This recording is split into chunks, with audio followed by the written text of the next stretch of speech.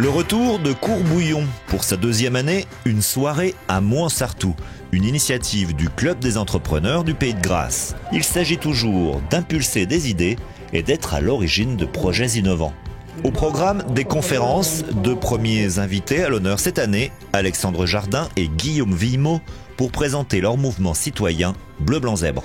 Quand on a pris connaissance du mouvement Bleu Blanc Zèbre, mené par Alexandre Jardin et le président Guillaume Villemot, pour nous, on a vraiment eu l'effet miroir. On s'est dit, eux, ils essayent de mettre en évidence ce qu'ils appellent les zèbres. Les zèbres, c'est quoi?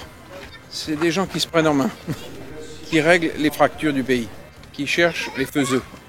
Ceux qui ont déjà modélisé des solutions opérationnelles. Et donc là, on a trouvé des zèbres, évidemment qu'on va leur demander de faire partie du mouvement. L'idée de se prendre en main est quelque chose qui aujourd'hui, enfin, commence à faire sens. On commence à avoir des gens qui font des choses et qui ont décidé d'agir et véritablement de se prendre en main. Courbouillon, c'est d'abord une question. Et si l'alimentation redevenait source de liens? Pour en parler, deux autres intervenants, l'italien Eugenio Meller du mouvement Slow Food et l'écrivain Henri de Pazzi. La nourriture, c'est le premier lieu de la culture. Le sentiment que j'ai dans cette aventure de Courbouillon, c'est que je trouve d'abord qu'il y a une courtoisie, une gentillesse extraordinaire qui n'est pas courante.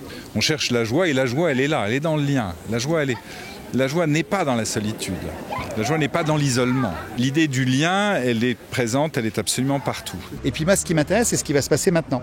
C'est d'avoir ce retour d'expérience un an après, avec ces gens qui sont venus, qui ont commencé des nouvelles initiatives. Au micro, sur scène, les porteurs d'initiatives entrepreneuriales.